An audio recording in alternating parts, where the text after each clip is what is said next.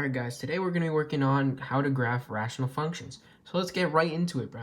So first of all, we always got to look at first, when we're looking at rational functions, if we got any holes. And holes are what can be taken away, basically, from the numerator and denominator. What are the same factors?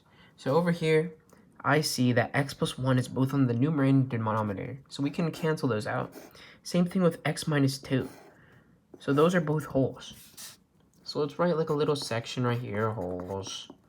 We got x minus 2 and we got x plus 1. And we set those equal to 0.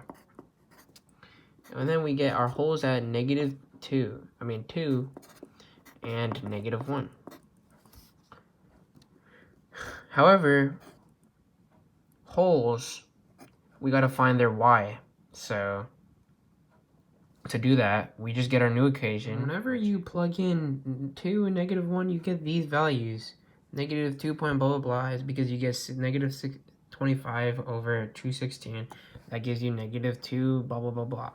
And then we get, when we plug in -1, we get -10 over 27, which simplifies to that. And I'm using decimals because sometimes it's just easier when looking at decimals than fractions when trying to graph these. And it really doesn't matter what the y-intercept is, because whenever we're graphing, we're just going to find an estimate.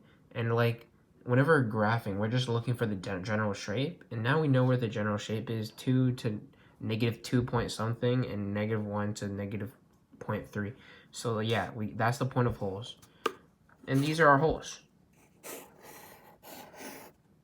So now, what's the second part after looking at holes? So we got this as our equation now. So now we have to find the vertical asymptotes. And here, we got x plus 4 and x minus 5. For x plus 4, there's a multiplicity of 2 here, which we'll talk about later when we get to graphing. But let's just write down our vertical asymptotes for now. And we got x plus 4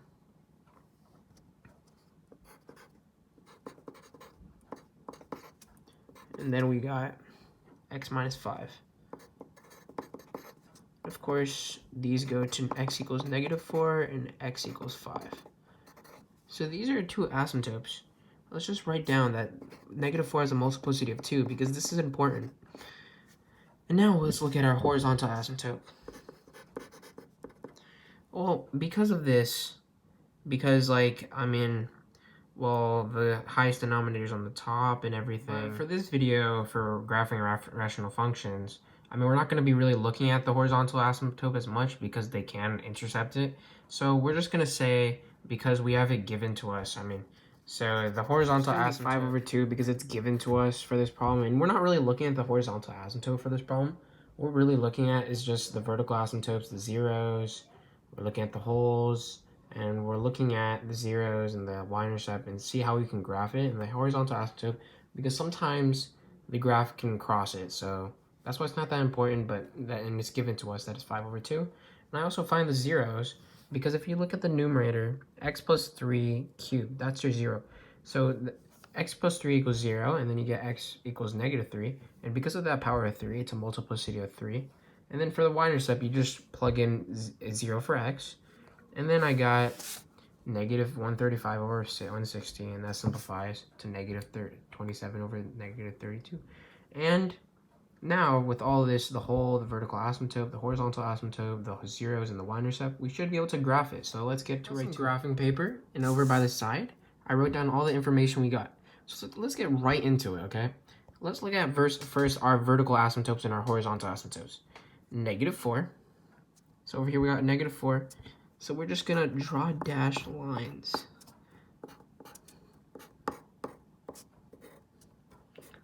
For this. Alright. That's our vertical asymptote there. And we also got one here at 5. So let's draw that.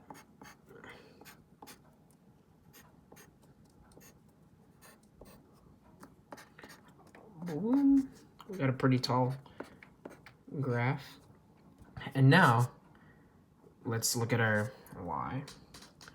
2, 3, so it's around here, 2.5, 5 over 2, you know. And just wanted to let you know that the horizontal asymptote really isn't important when graphing rational functions, because sometimes they can just intersect. like the function can intersect the horizontal asymptote, just saying. So now we got this. So now we look at, all right, what else information I got? I got 0, negative 27 over 32. So that's like around here as our y-intercept. It's about 0.8, you know, that's close to negative 1. Let's just write get a little bit more of a sense.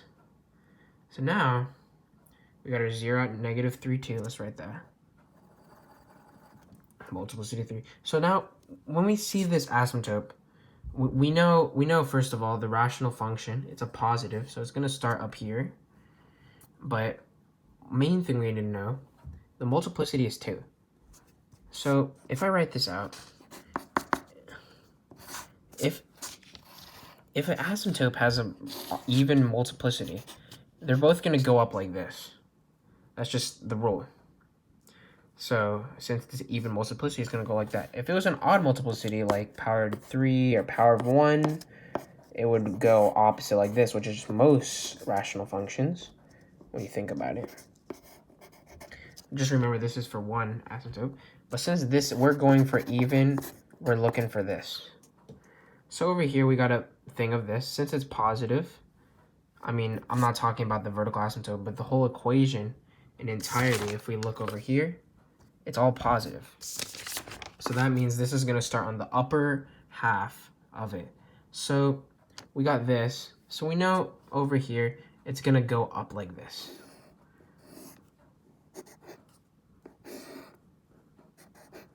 So since we got another asymptote right here, we can just go like that. And of course, it's going to approach the asymptote, but not touch it. And then over here, whoops, erase that a little bit. You know why? Because we got our 0 right here. That means we're going to go through the horizontal asymptote, and that's why I said don't worry that much about it. It's going to go right through, because it needs to touch this. And how is it going to touch that without going through the asymptote? And remember, hold up, it has a multiplicity of 3, x equals 3, negative 3. So I mean, it's going to go through a little squiggle. And then here, hold up, it went through the squiggle, but it needs to go here. So that's why. Instead of going that deep, after the squiggle, it's going to go straight over here.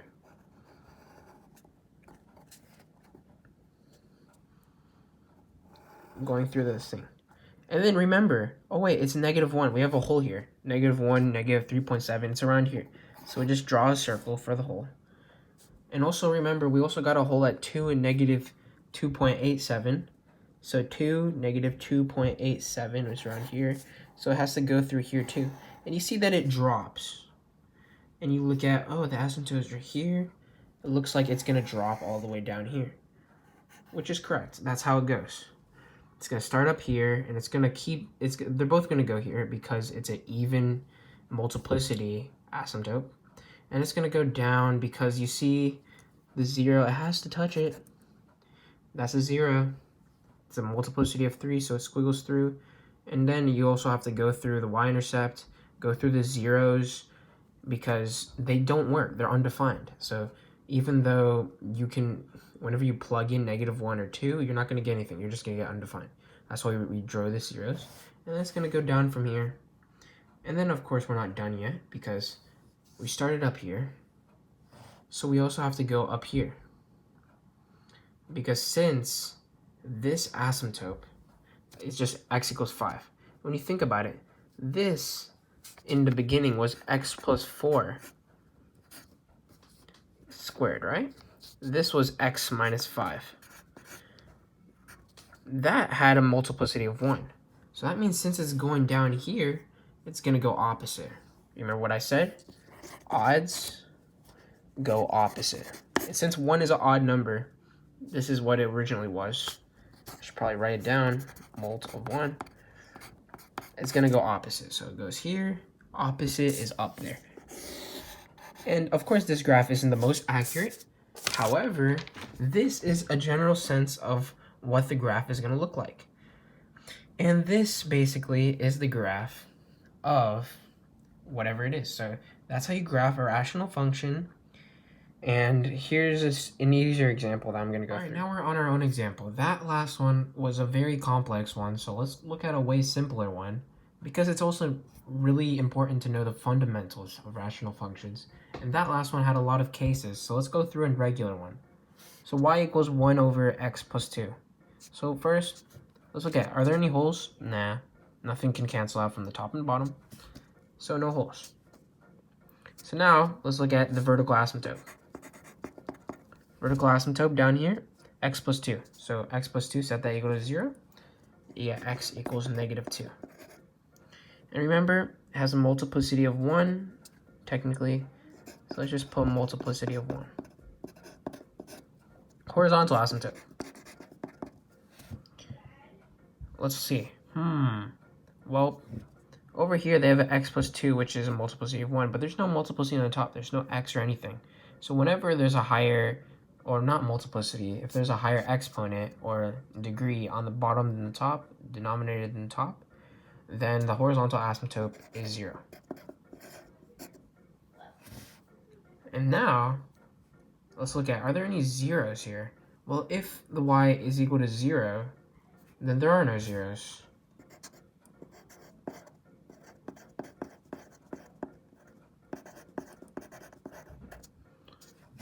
And so from here, now we see, what's the y-intercept?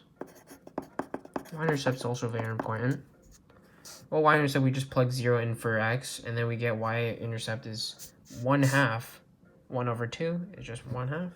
So y-intercept is just 0, 1/2. So now we got basically all of our info for the rational function. So let's get to graph. And here's our information on the side. Well, I already knew that our horizontal asymptote was y equals 0. So if you can see, I know it's hard to see, but we got dashed lines on the y equals 0 point. And let me just put this to get a scale of the graph. Each box is just 1. So now we look at the vertical asymptote, which is x equals -2. So -2 is right here. So let's do dashed lines to show our asymptote. And the point of this is just to show you, because this is another case of just fundamental rational functions, the simple ones. Last one was extremely complicated, so here's one where we have our horizontal asymptote as 0 and our vertical asymptote as x equals -2. So now, what's our y-intercept? 0, 1/2. 0, 1/2. Here's our y-intercept. So now we look at that, and imagine, this is the horizontal asymptote, and this is the vertical asymptote. And we know, remember, from the last problem, that it's a multiplicity of 1. Since this was originally x, it's that, and it goes basically to the first. Remember how we talked about how if it was like that, which shows like that, if they was odd, they would be opposites, right? So over here, since the y-intercept is on this side, that means it also has a curve like that. So now, of course, that's the horizontal asymptote. It crosses at there, and it keeps going on and on. And now we got that, because of the y-intercept has to cross through it, we know it has to be on the opposite side over here. So that's why this rational function, its general shape will look like this.